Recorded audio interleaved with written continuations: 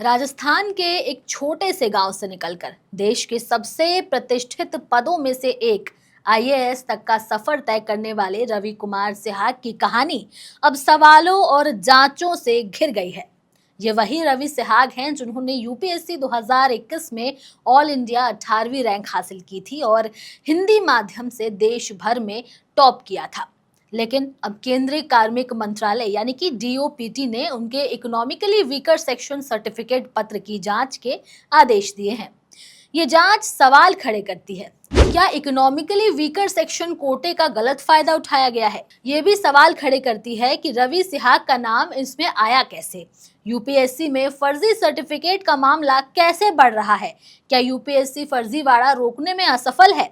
इससे जुड़े हुए बाकी केस भी आपको विस्तार से समझाएंगे, लेकिन उससे पहले आप हमारे चैनल द हिंदी टॉप को सब्सक्राइब करें, बेल आइकन दबाना ना भूलें ताकि आप तक पहुंचे हर खबर सबसे पहले। 2 नवंबर 1995 को राजस्थान के श्रीगंगानगर जिले के एक साधारण किसान परिवार में जन्मे रवि कुमार सिहाग की कहानी थोड़ी अलग है। उनके पिता राजकुमार सिहाग एक किसान हैं और मां विमला देवी एक गृहिणी। रवि 3 बहनों के बीच इकलौते भाई थे। बचपन से ही पढ़ाई में अच्छे रहे रवि ने सपने देखे थे देश की सेवा करने के। हालांकि उनका सफर बिल्कुल भी आसान नहीं था। उन्होंने पहला प्रयास 2018 में किया जब 337वीं रैंक के साथ इंडियन डिफेंस अकाउंट सर्विस मिला। दूसरा प्रयास 2019 में जब 313वीं रैंक के साथ आईआरटीएस यानी कि इंडियन रेलवे ट्रैफिक सर्विस में कार्यरत रहने का मौका मिला।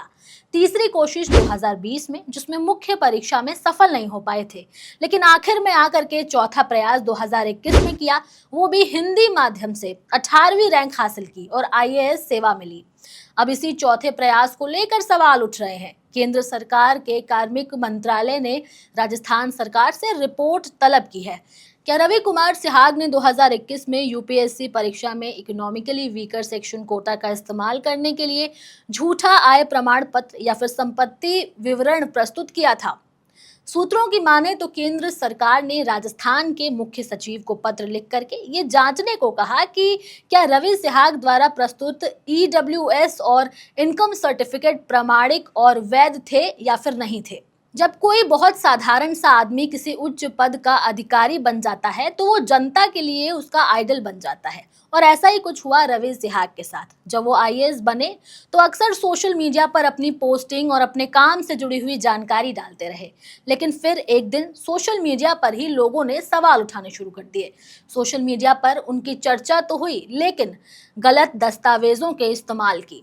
बीते कुछ दिनों में रवि को लेकर के कई दावे किए गए। उनकी स्क्रूटनी करने वालों ने जब रवि के पुराने रिजल्ट्स पर नजर डाला तो वो उनको सारी बातें खटकने लगी, और वो ये कि रवि ने 2018 और 2019 में किसी भी कोटे से अप्लाई नहीं किया।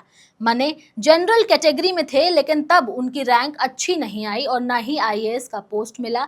लेकिन तब 2021 में उन्होंने अटेम्प्ट दिया तो उन्होंने ईडब्ल्यूएस का इस्तेमाल किया। हालांकि उनकी रैंक भी अच्छी आई थी और उनको आईएएस का पोस्ट भी मिला। तभी से सोशल मीडिया पर उनके बारे में तरह तरह की बातें कहने लगे लोग। कई लोगों ने तो ये आरोप लगाया कि रवि ने सोशल मीडिया पर अपने रिजल्ट्स पर रिजर्वेशन वाले कॉलम को जानबूझ करके एक एरो से छिपाया था। इसी के साथ इस आग को हवा मिल गई और सोशल मीडिया पर हर तरफ उनकी चर्चा होने लगी। यूपीएससी से जुड़ा ये कोई पहला मामला नहीं था। इससे पहले भी कई सारे मामले आ चुके हैं। आपने पूजा खेड़कर का वो केस तो सुना ही होगा, जिसमें 2023 बैच की आईएएस अफसर खेड़कर अपने चयन सुनिश्चित करने के लिए धोखाधड़ी करने और गलत तरीके के अन्य पिछड़ा वर्ग और विकलांग कोटे का लाभ लेने का उन पर आरोप लगाया गया था।